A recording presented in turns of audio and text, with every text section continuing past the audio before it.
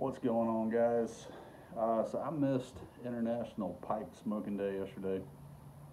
I was kind of bummed out. The Country Squire uh, in Jackson, Mississippi was having a big shindig that I was hoping to make it to. But I had some friend of mine coming over to help me with some plumbing issues in my house, and he was willing to help, so I had to take his help when I could get it. You know, one of those adulting decisions. But anyway, I was kind of thinking about today at work, and I would have liked to made a post or something to be a part of it. And I got to thinking about something and wanted to make a video. This one, hopefully, I'll try to keep it fairly short, but I wanted to say a word about pipe smoking and the pipe community. Of course, there is a stupid grasshopper being as loud as anything in this world can possibly be. Hate those things. But I was just thinking about in light of International Pipe Smoking Day, it got me thinking about the pipe community. Oh, of course, now there's a chorus. They're harmonizing, these grasshoppers. Oh, Mississippi, kind of springtime, everything's come back to life. I hate these things so much. But just 2 seconds. Shut up, you freaking idiot. Yeah, this guy just flew in my shirt. These little things are what make all this noise, and I hate them so much. If you're a PETA person, sorry. Anyway, get back to what I wanted to say. I hope this camera's in frame. So it just got me thinking about the pipe community as a whole. And I just wanted to say a little piece about how much the pipe world, the pipe community has meant to me over the years. At 18 years old, when it became legal for me to smoke, I drove up to the only place I knew that sold pipes, and that was a place called the Country Squire, which I am incredibly fortunate to live pretty close to, just about 20 minutes at most away from me. And yeah, it is not really too many places in the world like the Country Squire.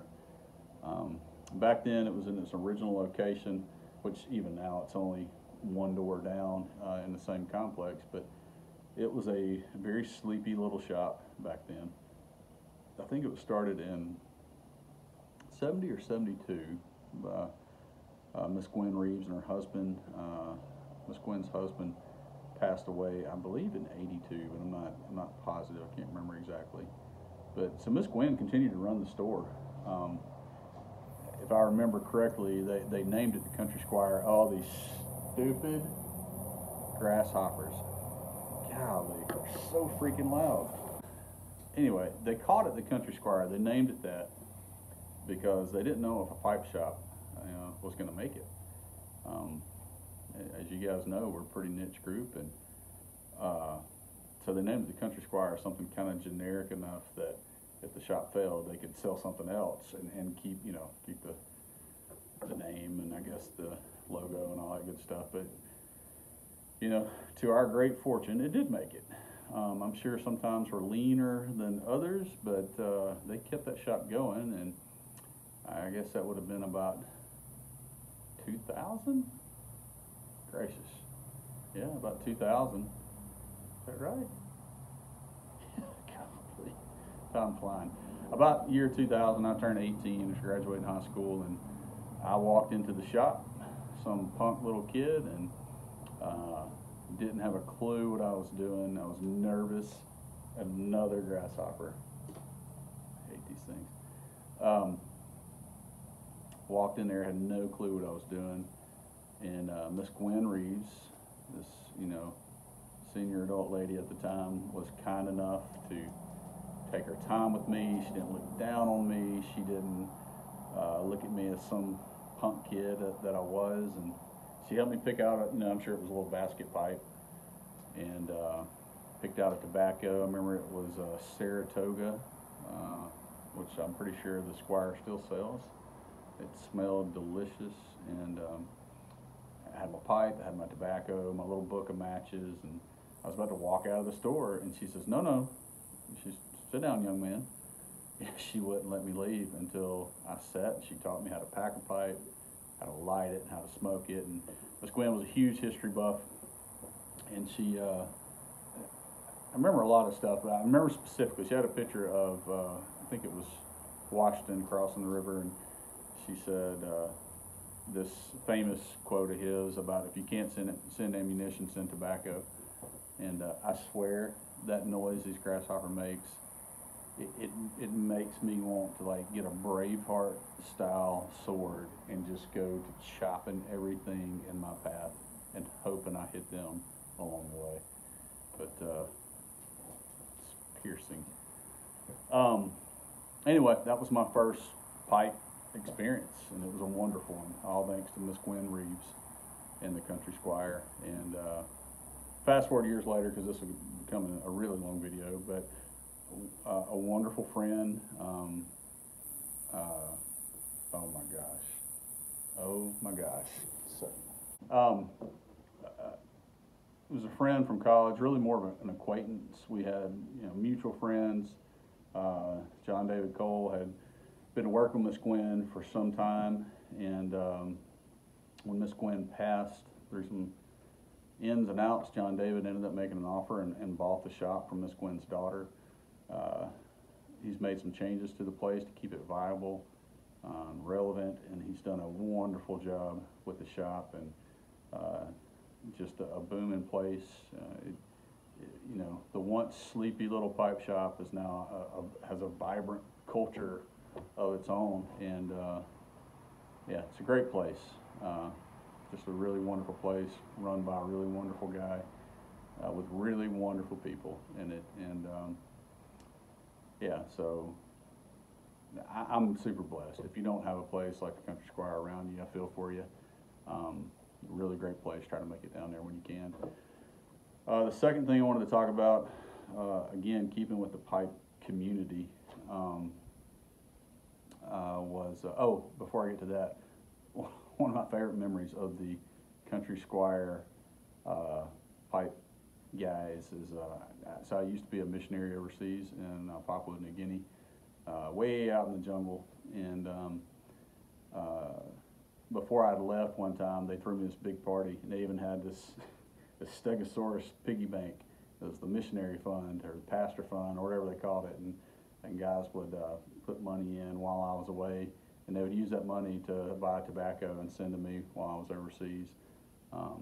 All my years overseas, about 10 years, I never once really had to ask anyone for tobacco, because the guys would just send me care packages and cigars and pipe tobacco and pipes, and in a whole decade they kept me supplied, and pretty awesome. But one time I'd gotten really sick. It's pretty crazy. The story, where we worked, we were way out in the jungle. We had no cell phones. All we had was a shortwave radio. And so somehow, how word gets around, it got made out much worse than it was. They did have to send a plane. We had a little grass airstrip to come and get me and fly me out so I could get some medical care. But I was okay, But, I got out, and word on Facebook was that I was dead or dying. And, people I haven't heard from in like 20-some years in school were like, oh, he's such a good fella. But anyway, while I was out and had internet access in town, I got to do a Skype call with a few of the guys there in the old shop, and that will always be one of my favorite memories. I got to smoke a pipe as I was recovering with the guys from the Country Squire. It was really cool. Secondly, I wanted to talk about this online pipe group called Christian Pipe Smokers. Just a group of people who happen to be Christians and smoke a pipe from all over the world. And some guys, quite a few actually, that aren't Christians, that just, I think, enjoy the company there. I joined that group probably in like 2010, I think, maybe. Had no idea how meaningful those guys would come to be in my life at the time. have developed some amazingly wonderful friendships and relationships with guys on that forum. Um, I've told them many times, and I don't think I have the words to do it justice, but they'll never know what they meant to me. Man, they would always send care packages, not just to me, but to my whole family while we were overseas. One particular time that stands out above the rest is we went through a really difficult period while we were living out in the bush, and a lot of people died. We were out in the bush for like 6 months, and during one stint, and we were coming out for just a week or two break in one of the towns there in New Guinea. And the day we were flying out, we had worked for about 2 years to build an airstrip, and that very day that we had an inspector flying in to check the strip, you know, we invested all this time and all this money to fly this guy out here to inspect it, and we didn't know, like, you know, was it going to pass? And you know, and I mean, what the heck do I know about building an airstrip, right? And our emotions were up here and down here, and we were nervous. And as the helicopter came to bring the inspector in, I found out that one of my very best village friends there had died, and to make it worse, he had committed suicide. And you know, I had to run way back in the bush to help retrieve his body, and it just probably one of the worst times of my life. And fast forward story, the inspection had to go on, right? And the guy inspected it, plane came, and my family, my wife and I, and my 3 daughters flew out to town, and I was spent. I was an emotional wreck. And when we got to our flat where we were staying for that couple weeks, there were these 3 huge boxes. There was a box for me, a box for my wife, and there was this huge box for my kids. And my kids weren't totally aware of what happened, especially the means by which it happened. My oldest one, she just knew that my friend had died, and you know, they all knew this guy. And I mean, they're kids, you know. Immediately they're opening their box, and there's these Disney princess costumes and walkie-talkies, and you know, they got to go back to being kids and not having to worry about this really hard stuff. You know, they went to their little room to play while my wife and I just had a chance to mourn together. And later we had these boxes to open and things to cheer us up. And the timing of it all was wonderful. And you know, God was real good to me in that and through these guys. And I could give a million wonderful stories from the guys from this group, and you know, how they impacted my life, my family's life, and you know, and it all revolved around this common hobby and enjoyment of a pipe. One time, my mom actually came to visit all the way over in New Guinea, flew all the way out to our village location. It was another stupid thing. What do I have that I can throw at this thing? Oh my gosh, shut up. That didn't work. Anyway, my mom got super sick. She ended up with sepsis, and we had to medevac her from New Guinea to Australia. It was a crazy story. Everything that could have gone wrong went wrong, but everything that absolutely had to go right to keep her alive, those things went right. And so we were in Brisbane, Australia for about 2 weeks while my mom was in hospital and recovering. And one of the guys from this Christian pipe smokers forum happened to live near Brisbane. And this guy actually wasn't even a Christian. I guess you'd call him an agnostic. I won't say his name. I don't know if he wants to be outed, you know, online. But he drove out to see me. My mom was in ICU, so I couldn't be in there with her all the time. And he drove out to see me. He took me out for a burger and a beer, and we smoked a pipe together. And you know, again, I don't know if that guy even halfway understands what an encouragement it was to me. And again, it was this common hobby that, you know, brought us together. Chicago Pipe Show, that was a memory, man.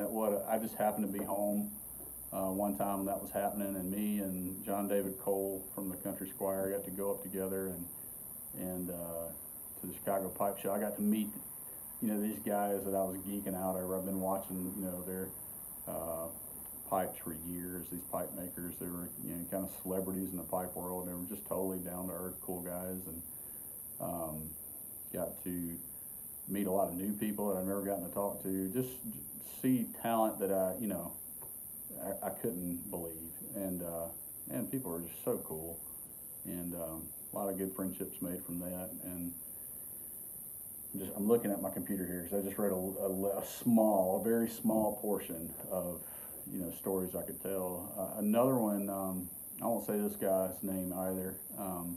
Just you never know if they want to be their names out on the internet or anything. But this guy, will say there are people in life that I have met that are really very talented at what they do. But this guy is the only person I've ever met in my life that I can say with full conviction, I believe he is the best at what he does out of all 7-8 billion people on the planet. I think he is singularly the best person that does what he does. And I'm not going to say that either, but it is pipe related, and we're different ages. He's closer to my dad's age really than he is me. But again, we have this common hobby of pipe smoking and even pipe making. And anyway,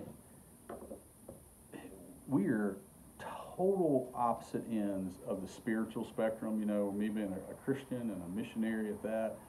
I'm not sure what he would label himself as. Be it atheist or agnostic or basically his beliefs, and he said this to me flat out. It boils down. He can't put his belief in something that he can't prove undeniably. Dude, you are asking for a death sentence coming this close to me. Where are you at?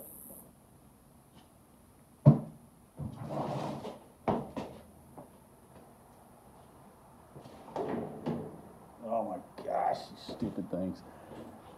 Anyway,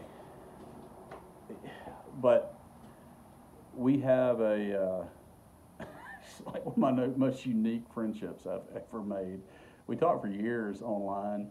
I got to actually meet this guy in Chicago at the pipe show. I got to sit down and share a little dram of whiskey with him and a pipe and talk about things. Not nearly enough time together, but such a privilege to meet him. And we have had conversations on the phone. We call each other periodically, and we always get into these like spiritual, philosophical conversations that, man, we'll talk for like 3. I think one time we talked for nearly 4 hours on the phone, and it's like 5 minutes, and we talk pipes and tobacco, and again, it's just this common hobby that brings people from all over the world together, and it's all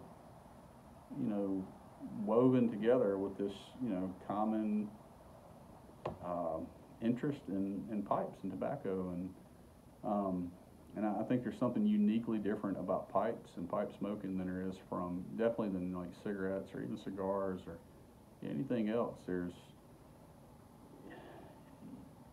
It slows you down, The only reason I can talk the way I am right now, which is too much, I'm sure, because I don't have my pipe in my mouth. A pipe slows everything down. And I always say that as you're smoking a pipe, it gives you a pause to listen to the person that's speaking to you, and it gives you a pause to be able to think about what you need to say before you actually say it. So I think it really fosters good conversation between people, and I think that's part of the reason why you see such strong friendships develop within the pipe community.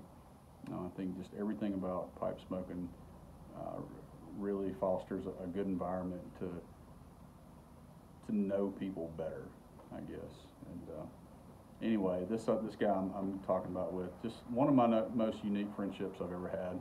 Very thankful for that. Really special guy, very, very talented guy, and a very good friend. So thankful for him. And another guy, his name is from Iran. His name's Iman. I am a true blue American, raised in Mississippi. My dad was a cop and a cow farmer, and I think I'm very blessed to be from where I'm from with the freedoms that I have, and I make no apologies for that. We ain't perfect, but but we're, blessed to have what we have. But, I'm not knocking any other country at all. But, I love where I'm from, and I'm, proud to be from here, happy to be from here. And this guy's from Iran. If our governments had their way, we would be mortal enemies, and through some random event, he was looking to get some pipe supplies one day, and I was like, what the heck, I'll help him. He was just trying to find somebody to send him some stuff, and kind of a longer story how it worked out, but we got, I sent some supplies to a friend that he had in the States, and he had paid for these things. He had bought them. I just took care of procuring them and then sending them to his friend. I threw some extra things in, and his friend took it back to Iran. And man, this guy, just to show his gratitude, made me 3 handmade pipes. He used the materials that were sent over and made me 3 handmade pipes in this beautiful display box with his logo and everything on it. And, just to say thank you. And man, what a cool gift that was. And since then, we've been able to exchange messages over Instagram. And, our governments would want us to think that we, that I hate him and that he hates me, and they want us to have this tension. And again, because of this shared interest in a pipe and pipe smoking, we're able to put those things aside and just talk to each other and realize that he's a guy just like me. He's got a family. He works and he has fun, and and just like we do, and just like I do. And so now I've got my Iranian brother, Iman, that I get to talk with back and forth on the computer. And I wouldn't have had that if it wasn't for the pipe community. Man, again, I just wrote down some varying examples, I guess you would say, but there's tons of stuff. And I'm sure I'm leaving out some very special people and very special memories. And, I'd have to talk for a week to list them all. But again, I didn't get to go to International Pipe Smoking Day celebrations at the Squire, and it just had me thinking about these things. I'm sure this video is way too long, but if you're part of my pipe smoking, pipe making sphere friends, and I'm thankful for you, and I'm sure glad we got a common hobby that brought us together. And thank you for any part in my life that you've played. And if you're one of those many that I've just talked with online and interacted with online, I've never got to meet, I sure hope we do get to meet sometime. But anyway, I'd always love to, if anybody's got stories they want to share, however you feel led to share them, it'd be cool to hear that too.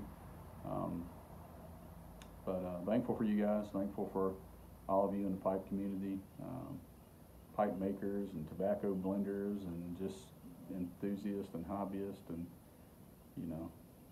just a very cool group of people. Thankful for you guys. I'll cut it off there. This pipe ain't gonna smoke itself, so appreciate you. Talk to you later.